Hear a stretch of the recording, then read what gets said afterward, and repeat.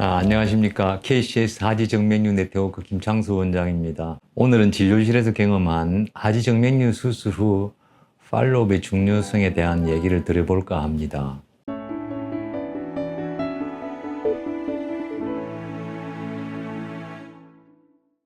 팔로우업이면 추적 관찰 이런 뜻인 것 같은데 수술 후 정기 검진 정도라고 생각하면 되겠죠? 네, 그렇습니다. 팔로우업에는 여러 뜻 중에서 이런 의미도 있습니다. 이전에 이루어진 조치 혹은 행동이 효과적이거나 성공적이었는지 확인하는 과정이라는 뜻입니다. 이 말이 오늘 주제에 가장 잘 어울리는 팔로우업의 뜻인 것 같습니다. 저희 KCS 하지정맥류 네트워크는 2000년 10월 첫 개원 이래로 이러한 팔로우업을 아주 중요하게 생각하고 있습니다.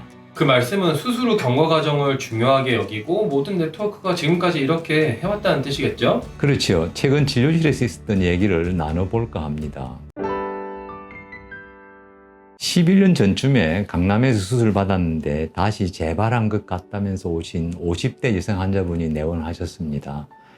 양측 다리에 튀어나와 있는 정맥류와 전형적인 정맥류 증상이 있는 환자였습니다. 우측 대복제 정맥과 좌측 소복제 정맥을 수술받았다고 하셨고 초음파 검사에서도 수술받은 흔적이 있었습니다. 일반적으로 하지정맥류를 유발하는 혈관이 대복제 정맥과 소복제 정맥으로 알고 있는데요. 그렇다면 수술받지 않은 우측의 소복제 정맥과 좌측의 대복제 정맥에서 생겼다는 뜻이겠죠? 저도 그런 줄 알고 초음파 검사를 해봤더니 네 군데에서 고장이 다 나 있는 것이었습니다. 네 군데라고 하시면 좌측, 우측 각각의 대복제, 소복제 정맥이 맞나요? 우측의 대복제 정맥은 무릎 근처까지 수술이 되어 있었습니다. 대복제 정맥의 가지 중에서 허벅지 앞쪽으로 내려오는 가지가 있습니다. 이걸 AASV 혹은 전방 부복제 정맥이라고 하는데요.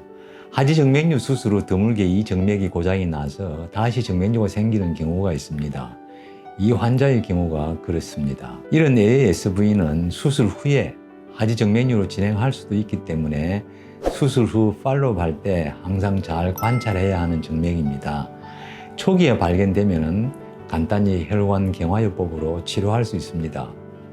그리고 우측의 소복제 정맥은 수술 후 하지정맥류로 진행을 한 것으로 보였습니다. 좌측의 대복제 정맥도 여러 가지를 고려해 볼 때 수술 전에는 문제가 없었는데 수술 후 하지정맥류로 진행이 된 것으로 보였습니다. 그런데 좌측의 소복제 정맥은 수술을 받았다고 했는데 초음파 검사에서도 수술한 흔적이 있는데 다시 하지정맥류가 생겨 나와 있었습니다.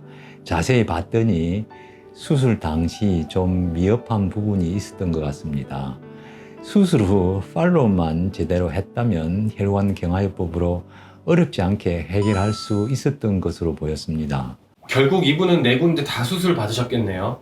정리해보면 우측 소복제 정맥과 좌측 대복제 정맥은 새로 생긴 거라 어쩔 수 없었지만 우측 AASV 하고 좌측 소복제 정맥은 수술 후 팔로우업을 하지 않아서 생긴 것으로 보이는데요. 이분은 수술 후 팔로우업 방문을 한 번도 안 하신 건가요, 그럼? 불행히도 한두 번 방문하신 것 같고 수술이 잘 되었으니 오지 말라고 해서 방문하지 않았다고 합니다. 이런 것 때문에라도 수술 후 팔로우업이 정말 중요하겠네요. 하지정맥류 치료는 팔로우업의 의미처럼 수술 후 반드시 경과를 살펴보시고 후속 조치할 것이 있는지를 봐야 합니다. 저희 클리닉 같은 경우는 수술 후 20년이 넘는 환자분들도 오셔서 혹시 다른 문제가 있나 없나 정기적으로 검사를 받으신답니다. 그래서 나중에는 자녀분들도 수술을 받으셨군요. 그렇게 연결되나요? 하지정맥류 수술을 고려하고 계신다면 수술 후 후속 조치를 잘 해주는 병원을 찾으셔야 합니다. 오늘은 여기까지입니다. 감사합니다.